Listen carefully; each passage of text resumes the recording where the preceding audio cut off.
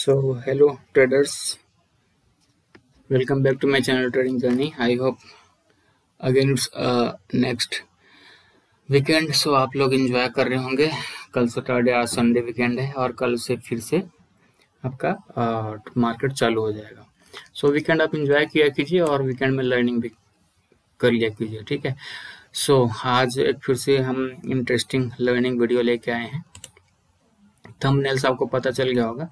देखिए हम लोग ट्रेडर तो हैं. आप ट्रेडर किसको बोलते हैं? दो प्रकार के होते हैं हमारे स्टॉक मार्केट में जो होते हैं, इन्वेस्टर होते हैं और ट्रेडर होते हैं. ठीक.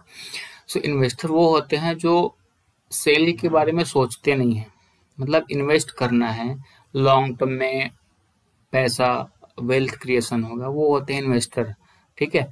और ट्रेडर वो होते हैं जो एक दिन में, एक महीने में, एक हफ्ते में, एक साल में, 2 साल में, 5 साल में बेचने का व्यू रखते हैं. ठीक है. हाँ, ये बोल सकते हैं कि जो इंट्राडे ट्रेडर होते हैं या ऑप्शन या फ्यूचर में करते हैं वो 100% ट्रेडर ही होते हैं.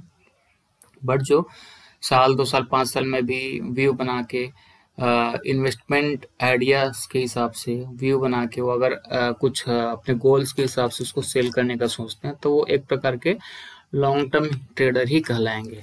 ठीक है. सो आज का वीडियो जो है इन्वेस्टर्स कम ट्रेडर, बस तो ट्रेडिंग ही बोलेंगे बट मैं इन्वेस्टिंग आइडियाज के हिसाब से इसको रिप्रेजेंट करना चाह रहा हूँ.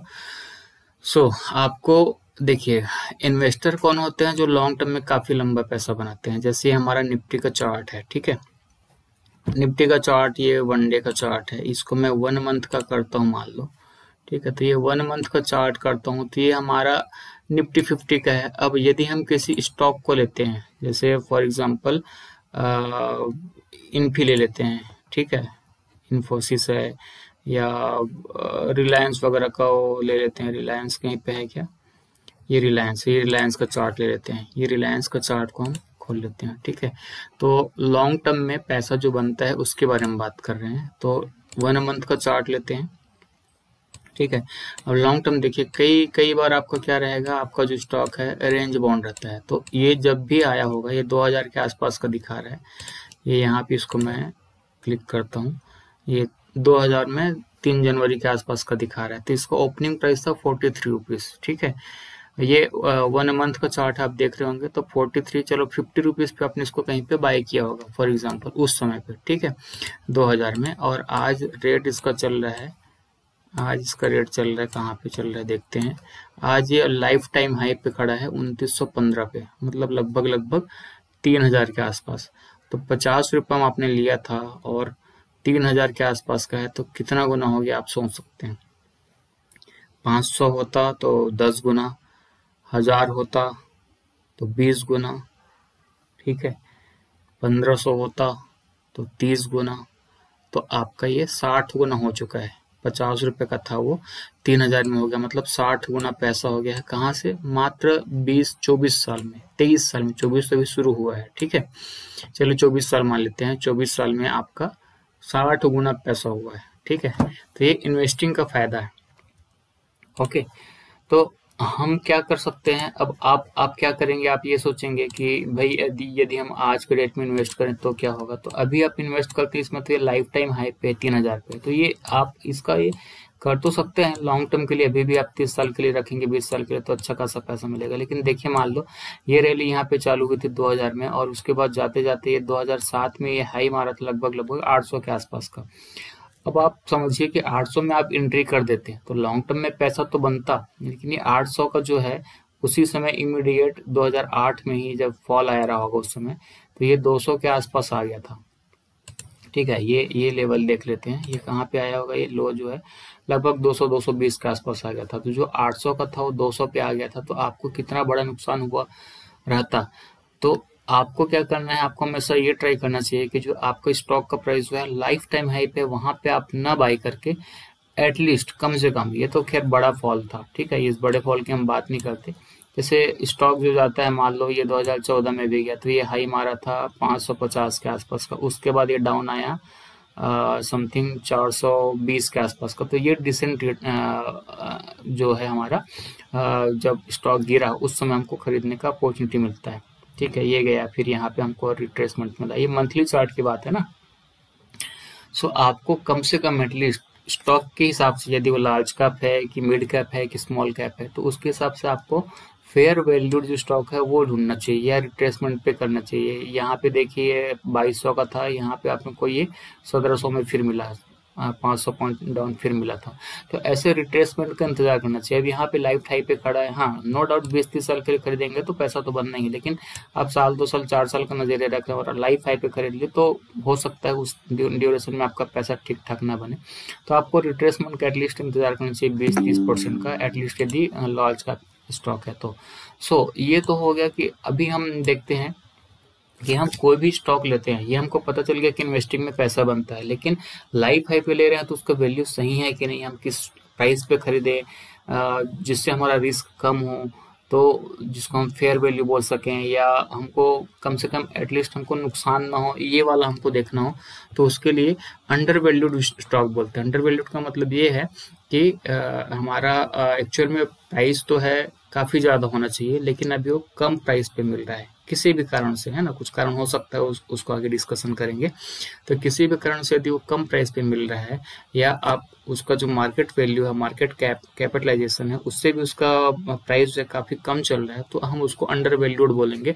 और यदि वो स्टॉक ठीक ठाक है, फंडामेंटली स्ट्रांग है, तो वो बेस्ट टाइम होगा आपको वहाँ पे बाई करने का। ठीक है, सो इसके लिए क्या करेंगे, अभी हम क्या करेंगे, आपके पास बहुत सारे स्क्रीनर रहते हैं।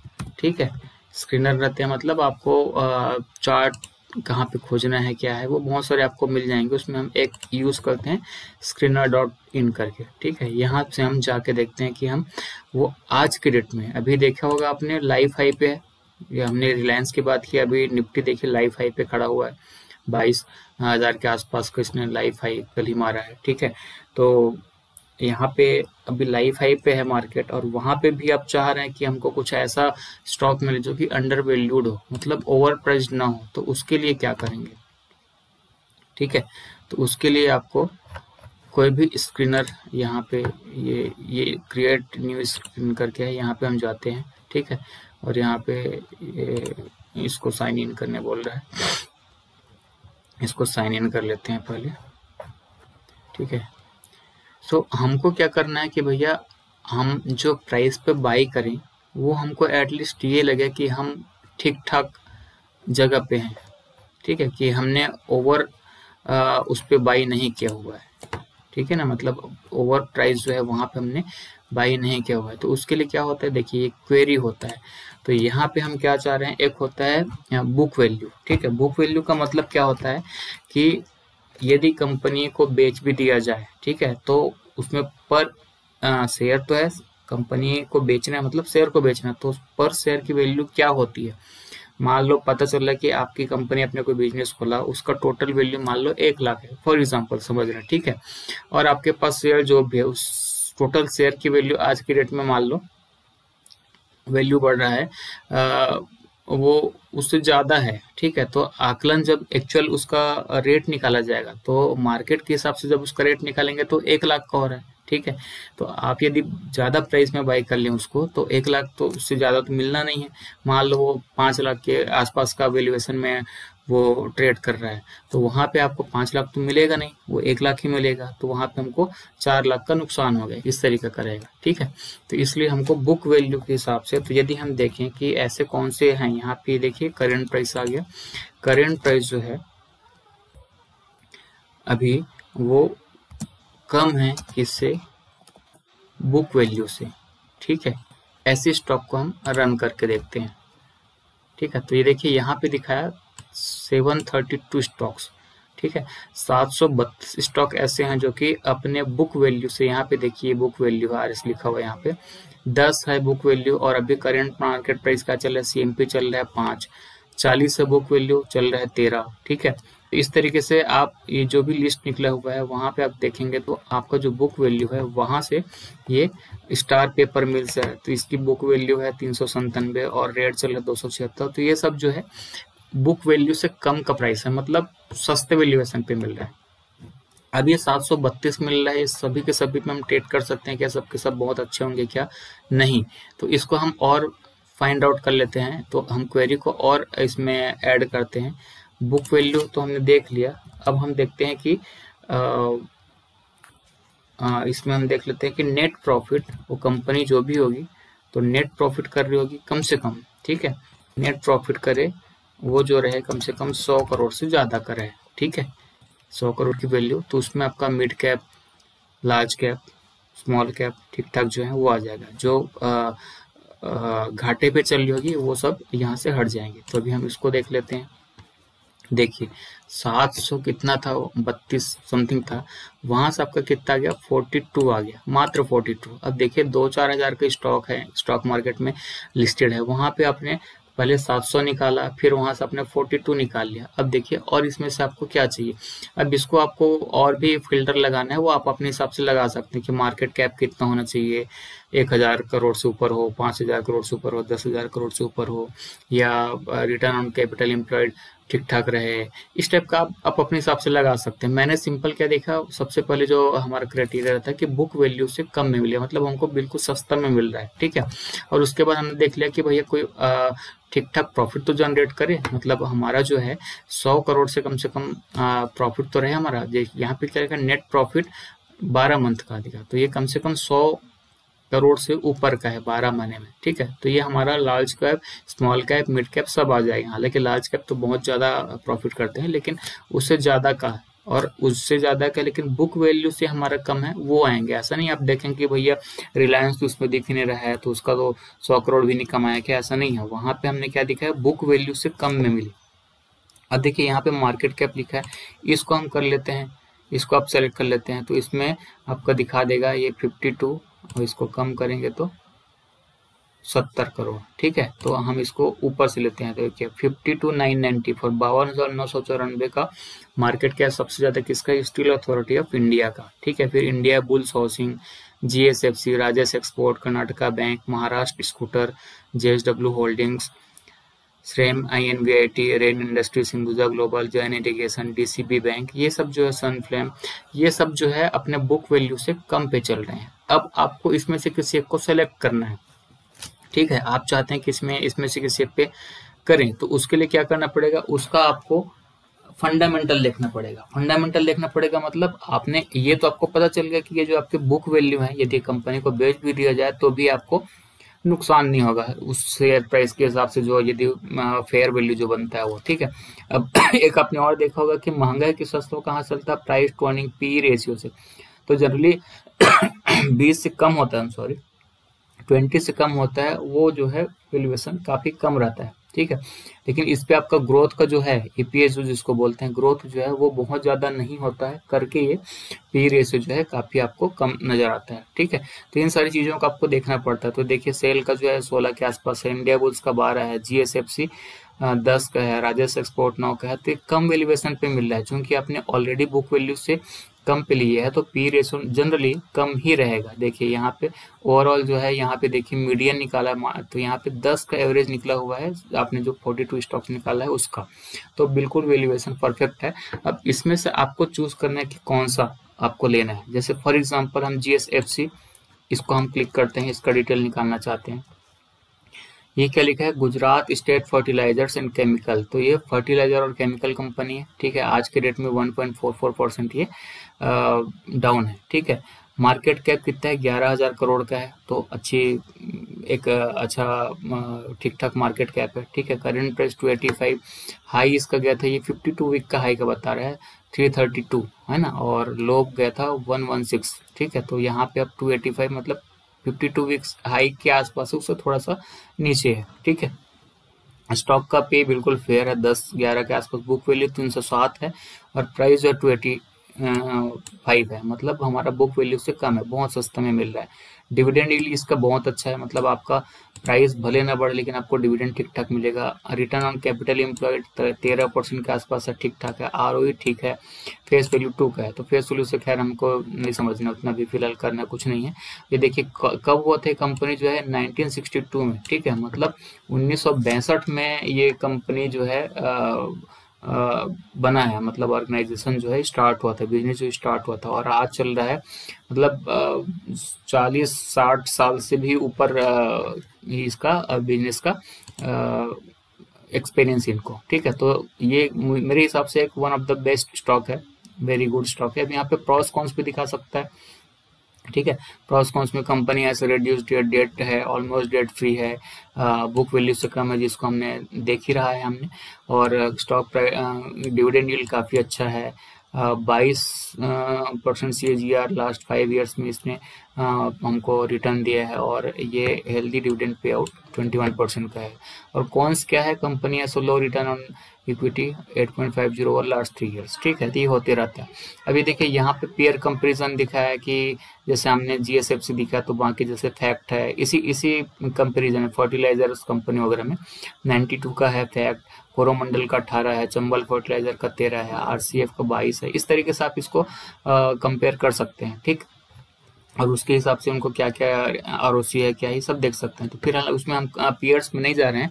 अभी हमने क्या किया कि देखो यहाँ पे हमने निकाला कि भैया बुक वैल्यू से कम कौन, जिसको हम अभी खरीद सके। याद रखिए मार्केट जो है ऑल टाइम हाई पे है, वहां पे भी हम सस्ते स्टॉक को देख रहे हैं। उसमें हम कोशिश करें कि जब हम सेलेक्ट करें तो फिर हम कम से कम चांस रहे कि हम गलत जाएं, ठीक है। हाँ, ये अलग बात है कि भाई स्टॉक मार्केट में आएंगे तो आपको रिस्क तो रहेगी, तो उसमें मनी मैनेजमेंट, रिस्क मैनेजमेंट आपको करना ही पड़ेगा। कितना भी अच्छे स्टॉक हो, आपको एक स्टॉक में 5 से 10% से ज्यादा तो लगाना ही नहीं चाहिए किसी भी टाइम में, ठीक है। यदि आपको डर है या रिस्क फैक्टर को देखते हैं तब, ठीक। ओके, अभी हम बात करते हैं क्वार्टरली रिजल्ट्स के बारे में। तो अभी सितंबर क्वार्टर इसका, दिसंबर का शायद नहीं आया होगा, ठीक है। जब आएगा तब देखेंगे।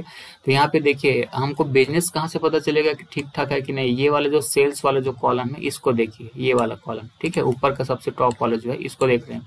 तो सेल्स देखिए 2020 सितंबर से दिखा रहा है, मतलब 3 साल का दिखा रहा है।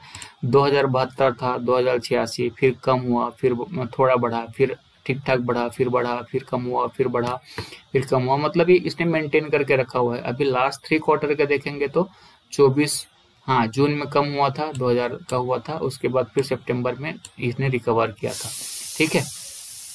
ओके, अब उसके बाद प्रॉफिट को देखेंगे तो प्रॉफिट देखिए 170.83, यहाँ पे लास्ट 3 क्वार्टर का देखिए 240, ये जून क्वार्टर में कम हुआ था, और उसके बाद इसने फिर से रिकवर कर लिया था 285 का, ठीक ठाक इसने प्रॉफिट कर लिया था। तो अभी जून के आसपास में इसका डाउन गया था, जो भी है इसका सेल्स जो है, प्रॉफिट जो है, ठीक है। और सितंबर में इसने रिकवर कर लिया, ठीक है। अब देखो जून से सितंबर, मेरे ख्याल से जून में हम देख लेते हैं, पिछले में जून में बढ़ा था, ठीक है। तो ये क्या है, कृषि फर्टिलाइजर बेस्ड है, तो ये एक थोड़ा सा आता है कि जिस समय हमारा कृषि का कार्य होता है देश में, उस समय इन सब का जो है खपत ज्यादा होता है, तो उस हिसाब से भी ये काम करते हैं। तो उस हिसाब से हमको रिजल्ट्स को भी देखना चाहिए। लेकिन हमको देखना है कि लगातार लगभग जो मेंटेन करके रखा हुआ है सेल्स को, इसमें कोई दिक्कत नहीं है, और प्रॉफिट भी ये लगातार कमा रही है, ठीक है। ऑपरेटिंग प्रॉफिट, ये वाला ऑपरेटिंग प्रॉफिट है, तो ये लगभग बीच में कम हुआ था, फिर से इसने मेंटेन करके रखा हुआ है। तो ठीक है, हम उसको दम बेकार या अंडर वो नहीं कर सकते कि बहुत आउटस्टैंडिंग है, ये भी नहीं बोल सकते, और हम बहुत बेकार ये भी नहीं बोल सकते। अब ये कौन सा दिखा रहा है, ईयरली दिखा रहा है। 2012 से देखिए 5000, 6000, 5000, 5000, 6000, 5000, 6000, 8000, 7000, 7000, 8000। अब देखिए 11 में 2023 में, मार्च 2023 में 11000 का अच्छा इसका निकला हुआ था। और अभी 2 क्वार्टर बचा हुआ है, अभी दिसंबर का आएगा, फिर मार्च का आएगा, फिर 1 साल का फिर जुड़ जाएगा। तो यहाँ पे ये हो गया। और इसमें नेट प्रॉफिट भी देखिए 1293, 891 से 1293, तो ठीक ठाक परफॉर्म कर रहा है, बहुत आउटस्टैंडिंग तो नहीं बोल सकते। और बैलेंस शीट में देखेंगे तो देख लेते हैं, ये कैपिटल का मतलब क्या होता है, इन्होंने बिजनेस जब शुरू किया था तो 80 करोड़ में किया था, और अभी इनके पास 12,158 करोड़ इनके पास रिजर्व है। मतलब अभी जो हो गया है 12,000 से ऊपर का इनका बिजनेस का वैल्यू है, ठीक है, टोटल जो कैपिटल बोल सकते हैं हम लोग। और उसके बाद इसने इनका जो उधार है, बोरोइंग्स देखेंगे, ये वाला जो है बोरोइंग्स यानी कि उधार, ये मात्र 2 करोड़ का है। एक समय में 1500 करोड़ का था, 1000 का था, 1000 का था, काफी कम कर चुके हैं, ठीक है। मतलब इन्होंने तो ऑलमोस्ट डेट फ्री हो गया। मतलब इनके पास कैपिटल है 12,000 करोड़ से ऊपर का, 2 करोड़ का इन्होंने उधारी देख रखा है, और इनके पास एसेट देखेंगे तो 2500 करोड़ का है। तो ऑलमोस्ट डेट फ्री कंपनी आप इनको बोल सकते हैं, ठीक है। तो कोई दिक्कत वाली बात नहीं है, डेट फ्री है।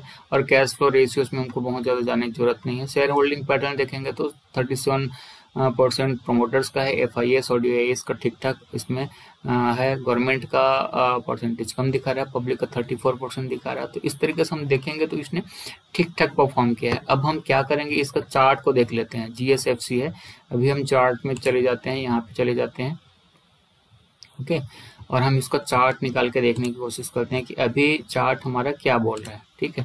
तो उस हिसाब से हम कुछ यहाँ पे डिसीजन ले पाएंगे। तो हम चार्ट के जाते हैं, यहाँ पे GSFC, ठीक है, यही था गुजरात स्टेट। तो हमने इसको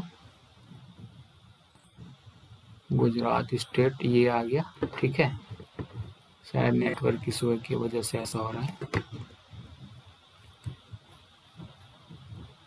एरर, ओके, कोई बात नहीं। कहाँ पे है, नहीं आया क्या?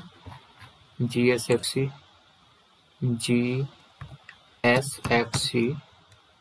ये हमने इसको कर लिया, आया।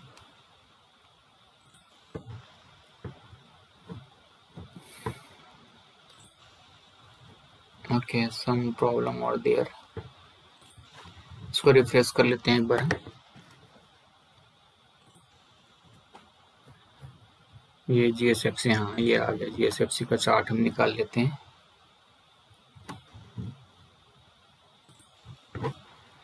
ठीक है, नेटवर्क इस वजह से है। तो हम क्या बात कर रहे हैं कि भैया GSFC हमने देखा, वो हमारे हिसाब से, यहाँ पे आप भी आप चार्ट देख सकते हैं। यहाँ पे हम देख लेते हैं कि आता है कि नहीं आता है। आ रहा है, थोड़ा सा टाइम ले रहा है।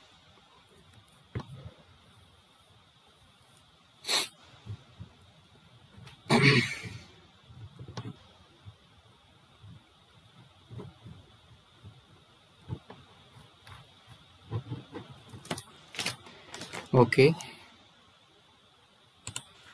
इसमें देख लेते हैं 1 ईयर में, 3 ईयर में, इस तरीके का चार्ट दिखा रहा है। आया क्या? ओके, ये है GSFC का चार्ट। इसको हम थोड़ा सा यहाँ पे खोल लेते हैं, ठीक। ओके, ये हमारा 1 मंथ का चार्ट लगा हुआ है, ठीक है। तो 1 मंथ का चार्ट देखेंगे अभी, उसके हिसाब से देखते हैं। तो ये देखिए, ये हमारा जो कंपनी लिस्ट हुआ होगा 2003-4 के आसपास लिस्ट हुआ होगा, ये समथिंग यहाँ कहीं पे है, 2003 के आसपास में। उस समय उसका प्राइस जो है 2-3 रुपए के आसपास, 2-4 रुपए, 5 रुपए के अंदर था। और अभी देखिए 200, कितना 100 गुना 200 गुना मतलब आ जाता है ना। तो खैर, अभी हम देखेंगे चार्ट में, मंथली चार्ट में, तो ये अंडर वैल्यूड है। हमने देखा ना GSFC जो अंडर वैल्यूड है, और यहाँ पे 1 मंथ का चार्ट में ये काफी हाई पे चल रहा है। तो देखा जाए तो हम इसको वीकली चार्ट कर लेते हैं। तो यहाँ पे एकदम से, हाँ, चूंकि इसका प्राइस जो है, जो भी प्राइस है वो बुक वैल्यू से कम है, इसलिए आप चार्ट को थोड़ा सा इग्नोर कर सकते हैं। फंडामेंटल आपने चेक कर लिया कि ठीक ठाक है, अच्छा परफॉर्मेंस है। और कहाँ पे थे हम लोग, GSFC यहाँ पे थे, ठीक है। वीकली पे देख लिया आपने, तो बहुत ज्यादा मैटर करते नहीं, क्योंकि प्राइस जो है बुक वैल्यू से कम है, मतलब और भी आगे जा सकता है, ठीक है, और भी आगे जा सकता है। अब इसको हम 1 डे में करके देख लेते हैं। देखिए 1 डे में क्या कर रहा है, यहाँ से कंसोलिडेट करके ऊपर गया, फिर कंसोलिडेट किया, फिर ब्रेक किया, फिर नीचे आया, फिर यहाँ पे है। तो इसका ये हमारे पास जो लगा हुआ है, कुछ टेक्निकल देख लीजिए यहाँ पे जो लगा हुआ है, ये हमारा पिवोट पॉइंट्स है। तो पिवट पॉइंट्स जो है उसमें, ये हमारा पिवट पॉइंट ठीक पिवट पॉइंट पे है। तो यहाँ पे चाहे तो आप बिल्कुल बाई कर सकते हैं, लॉन्ग टर्म के लिए है। तो चूंकि मैंने पहले बताया कि बुक वैल्यू से कम है, तो कोई दिक्कत वाली बात ही नहीं। हाँ, नीचे आ सकता है, तो आप ये रखिए कि यहाँ पे आप 284 में खरीद सकते हैं, 252 में आए तो और खरीद सकते हैं। इसके 3 सपोर्ट है यहाँ पे, देखिए वो, ये 1 डे के हिसाब से, ये यहाँ पे एक, दूसरा, क्योंकि यहाँ पे काफी बड़ा रैली दिया, उसके हिसाब से इसका पिवोट पॉइंट भी काफी नीचे दिखा रहा है। ये 124 दिखा रहा है, तो 124 तो काफी नीचे है, ऑलरेडी बुक वैल्यू से कम है। तो 284 और एक अच्छा खासा जो है 252 या 250 के आसपास, अगर माल मिल जाए किसी भी कारणवश, तो उसको आप खरीद सकते हैं। तो इस तरीके से आप चार्ट को देखते हुए डिसीजन ले सकते हैं। जैसे कुछ और एक आध हम देख लेते हैं, जैसे GSFC देख लिया हमने, ये रेन इंडस्ट्रीज को देख लेते हैं। रेन इंडस्ट्रीज का देख लेते हैं क्या दिखा रहा है, ठीक है। वीडियो थोड़ा लंबा रहता है, एज ऑलवेज। तो चूंकि हमको लर्निंग मिलती है तो उस हिसाब से हमको देखना पड़ता है। देखिए करंट वैल्यू 180 है, बुक वैल्यू 253 है, उससे काफ़ी कम है। ठीक है, ROC ROE काफ़ी ठीक ठाक है, बढ़िया है। 6000 करोड़ का मार्केट कैप है। ठीक है, 188 का 52 एक हाई है। ठीक है, और वहीं कहीं पे चल रहा है, तो 52 एक हाई के आसपास है, बट चूंकि बुक वैल्यू से कम है तो आप इसको देख सकते हैं, कोई दिक्कत वाली बात नहीं है। ये बुक वैल्यू से कम चल रहा है, आप बता रहे हैं कंपनी है low return on equity, company might be capitalising the interest cost. ठीक है, इसमें हम आगे नीचे जाके देखते हैं। पीयर कंपेरिजन लिखा हुआ है, अदानी एंटरप्राइजेस, सेलो वर्ड है, रेडिंगटन है, ये सब इनके पीयर कंपेरिजन है। ठीक है, रेन इंडस्ट्रीज के।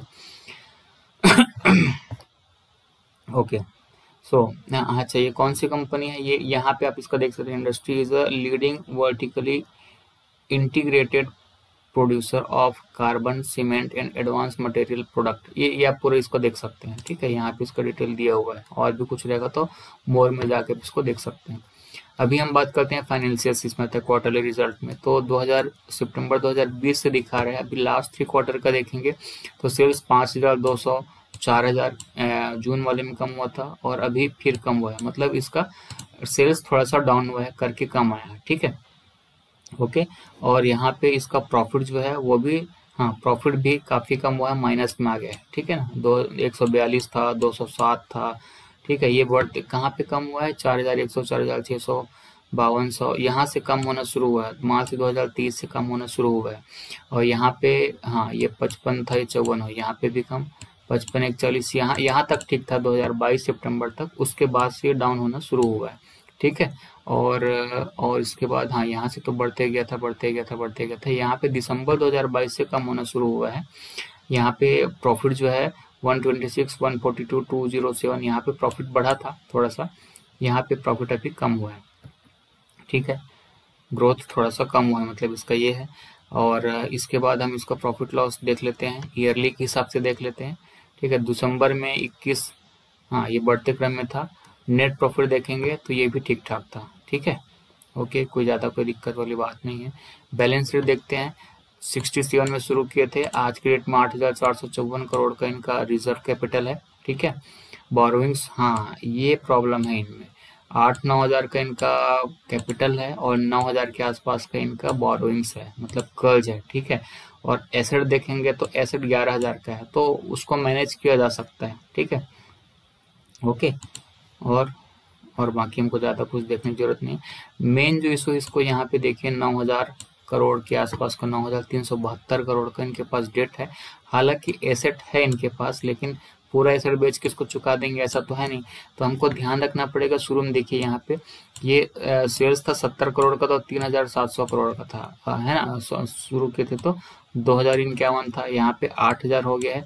लेकिन ये जो डेट है इनका बढ़ा हुआ है, कम नहीं हुआ है। तो जब ये डेट कम होना शुरू हो जाए, ठीक है ना, और हमारा यहाँ पे देखेंगे कि कौन से क्वार्टर में, जैसे हमने देखा है कि दिसंबर 2022 से, ठीक है, ये हमारा जो दिसंबर 2022 से कम होना शुरू हुआ है, और ये कमी हो गया है सेल्स, तो अभी इनका मार्केट जो है डाउन चल रहा है, प्रॉफिट जो है कम चल रहा है। तो हमको यदि इस पे इन्वेस्ट करना है, हाँ, मार्केट आएगी, आगे आएगी, ठीक है, फंडामेंटली अच्छी स्टॉक लग रही है, तो हम इसको एक बार चार्ट में देख लेते हैं, दिसंबर 2022 से इसका क्या स्थिति होती है।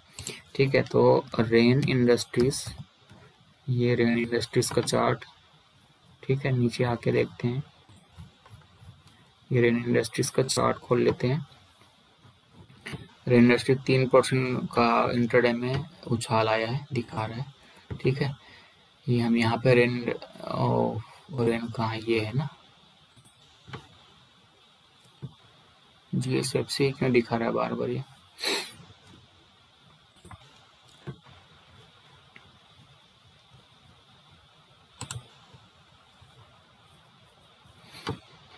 कोई नहीं, हम इसको थोड़ा सा देख लेते हैं। हाँ, रेन इंडस्ट्रीज आ गया 179, इसको हम नेक्स्ट पेज पे ले लेते हैं। Okay, fine. अभी ये 1 डे का चार्ट है, इसको हम पहले थोड़ा सा 1 मंथ में ले जाते हैं। ठीक है, ओके, ये इस तरीके से है, रेन इंडस्ट्री का चार्ट है। जब ये लिस्ट हुआ होगा 2000, कहाँ पे आया होगा, लिस्टिंग हुआ है ये समथिंग 2008 के आसपास में, तो ये 2008 से 2016 तक 8 साल ये कंसोलिडेट किया, 60 के आसपास में। उसके बाद जब गया ये तो 400 से भी ऊपर चला गया था, ठीक है। और उसके बाद फिर वापस नीचे आया और यहाँ पे ये कंसोलिडेट कर रहा है बीच में, ठीक है। तो अभी हम देखेंगे तो लाइफ टाइम हाई जो है ना, यहाँ पे लाइफ टाइम हाई 475 के आसपास से काफी डाउन है, ठीक है। और अभी रिसेंट हाई ये था 276, उससे भी डाउन है, ठीक है। लो जो है ये था 129, वहां से रिकवर होना शुरू हुआ है। ये 1 मंथ का है, तो 1 मंथ के हिसाब से देखेंगे तो ठीक ठाक है, मतलब ओवर वैल्यूड है नहीं। वैसे भी हमने बुक वैल्यू से कम वाला ही देख रहे हैं हम ना। 1 वीक में देखते हैं तो 1 वीक में ठीक ठाक रैली किया, कंसोलिडेट किया, नीचे आया हुआ है। यहाँ से देखेंगे 274 से ये ऑलमोस्ट 179 के आसपास है, तो काफी अच्छा खासा डाउन है। और 1 डे में देखें तो 1 डे देख लेते हैं, 1 डे में किस तरीके का परफॉर्मेंस है। इस तरीके से ये 1 डे में ये भी थोड़ा सा 2-3% का ये हाई मारा है, यहाँ से गया है, यहाँ तक गया, ठीक है। ओके, तो चूंकि ये अंडर वैल्यूड है तो यहाँ पे हम खरीद सकते हैं। अब हमारा क्वार्टरली जो रिजल्ट हमने देखा था, कहाँ से गड़बड़ था, दिसंबर 2022 का जो रिजल्ट था वहां से खराब था। मतलब जनवरी 2023 से हम देखते हैं वहां पे, चूंकि रिजल्ट वहां पे आया होगा, तो जनवरी मतलब यहाँ पे ये देखते हैं, सितंबर आ रहा है, हाँ जनवरी 2023 में इसका प्राइस कहाँ पे था, 179, जिस प्राइस पे अभी था वहीं कहीं पे। तो ये यहाँ से था और ये नीचे आ गया, क्योंकि इसका प्राइस जो है, नेट प्रॉफिट जो है कम होना शुरू हो गया। तो 179 से ये 145 तक गया, फिर ऊपर गया, फिर नीचे आया, फिर ऊपर गया। तो ये 179 को पार नहीं कर पाया। और अभी हम देखेंगे, ठीक है, यदि हम अभी देखें तो ये जो 2023 का हाई जहाँ पे इसने डाउन होना शुरू किया, लगभग वहीं कहीं पे है, ठीक है। अब हमको करना क्या है, इसको वॉच लिस्ट में रखे हुए हैं, ये हम लोग देख रहे हैं, वॉच लिस्ट में रखे हुए हैं। हम क्या करेंगे, रेन इंडस्ट्रीज का जो अभी अगला क्वार्टर जो भी है, सितंबर तक आया है, दिसंबर का आएगा, ठीक है, दिसंबर 2023 का। यदि उसमें हमारा ये सेल्स जो है बढ़ता है, प्रॉफिट जो है हमारा -66 है, वो हमारा प्लस में आता है, ठीक है। या आपको लगे कि 1-2 क्वार्टर देख लें, जैसे ही वो बढ़ते क्रम में ना हो जाए, 4000 था वो बढ़ जाए, ये माइनस जो है हमारा वो प्लस में आ जाए, या 1-2 क्वार्टर और देख ले और वहां पे हम एंट्री करें, तो हो सकता है जब वैसा है तो हमको ये जो है 170 ना मिलकर 200, 210, 20 ऐसा कुछ मिले, फिर भी हम वहां पे इन्वेस्ट कर देंगे। क्यों? क्योंकि वहां पे इसने अपना एक दौर रहता है जो लॉस मेकिंग का, हर कंपनी के साथ आता है, उसने इसने ओवरकम कर लिया और वहां से फिर वो मार्केट जो है ऊपर जाना शुरू कर देगा।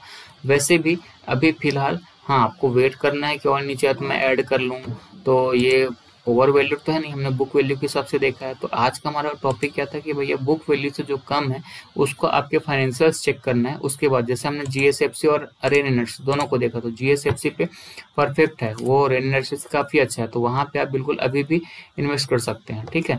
थोड़ा डीप का इंतजार कर सकते हैं या अभी भी इन्वेस्ट कर सकते हैं रेन इंडस्ट्री में, क्योंकि इसके फाइनेंशियल्स ठीक है, कोई दिक्कत वाली बात नहीं है।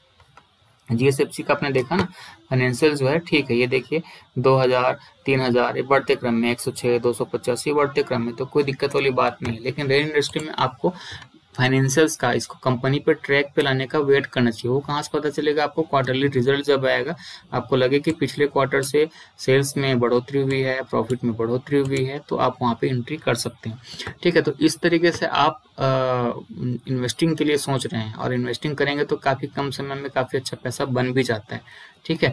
तो ये दो हमने देखा और चार्ट में भी हमने देखा इसको कि कहाँ पे आप कर सकते हैं। तो रेन इंडस्ट्री में 1 आध क्वार्टर का इंतजार कीजिए, या अभी जो क्वार्टर गया है दिसंबर का उसका वेट कीजिए कि उसका रिजल्ट कैसे आता है, ठीक है। और उसके बाद हाँ जीएसएफसी बेटर है, बेटर परफॉर्मिंग है, वहां पे आप एंट्री ले सकते हैं। तो इस तरीके से आप अंडर वैल्यूड स्टॉक को फाइंड आउट कर सकते हैं और उसमें इन्वेस्टिंग का बारे में सोच सकते हैं। और हमेशा से, चूंकि स्टॉक मार्केट रिस्की है, मैं कोई सेबी रिसर्च एनालिस्ट नहीं हूं, तो रजिस्टर्ड एनालिसिस नहीं हो, तो फिर आप अपने फाइनेंशियल एडवाइजर से आवश्यक सलाह लीजिए और आप अपने रिस्क पे ही इस पे मार्केट में आइए, ठीक है। बट ये it's a good way to invest for wealth creation. तो इस तरीके से आप कंपनी ढूंढ सकते हैं अंडर वैल्यूड को, और वहां पे आप ठीक ठाक अपना रिस्क के हिसाब से पैसा लगाइए, और वहां पे जब ऊपर जाएगा, उसका वैल्यू जब ऊपर आएगा बुक वैल्यू से, क्योंकि देखो अच्छी कंपनी होती है उसकी बुक वैल्यू जो है हमेशा ज्यादा रहती है। जैसे यहाँ पे मैं रिलायंस का दिखा देता हूँ, ठीक है। रिलायंस, ये रिलायंस इंडस्ट्री देख लेते हैं। ठीक है, यहाँ पे देखिए बुक वैल्यू उसका क्या दिखा रहा है 1100, और प्राइस कहाँ पे चल रहा है लगभग 3000 का, मतलब ऑलमोस्ट 3 गुना ज़्यादा है। ठीक है ना, यहाँ पे लिखा भी होगा देखिए, stock is trading at 2.63 times it's book value. तो ये हमारा कंपनी अच्छी है, ठीक है, लेकिन बुक वैल्यू से ज़्यादा है। तो बुक वैल्यू का मतलब ये होता है कि हम कंपनी को बेच भी रहे तो हमको कोई नुकसान ना हो। उसके साथ साथ पी, उसका परफॉर्मेंस, ये सब हमको देखना है। तो मैंने जैसे बताया परफॉर्मेंस के हिसाब से गुजरात का हमने देखा, जीएसएफसी का, तो फाइनेंशियल्स ठीक है, सेल्स ठीक है, वेरी गुड है, ओके है, यहाँ पे आप बिल्कुल ले सकते हैं। और रेन इंडस्ट्री का जैसे हमने बताया, तो रेन इंडस्ट्री पे आपको 1-2 क्वार्टर का वेट करना चाहिए जब तक ये प्रॉफिट में ना आ जाए। ठीक है, और इस तरीके से लिस्ट है, यहाँ पे आप सब अपने हिसाब से चेक कर सकते हैं, जा जाके आप अपने ट्रेडिंग प्लेटफॉर्म में जाके चेक कर सकते हैं। तो आज के वीडियो के लिए इतना ही।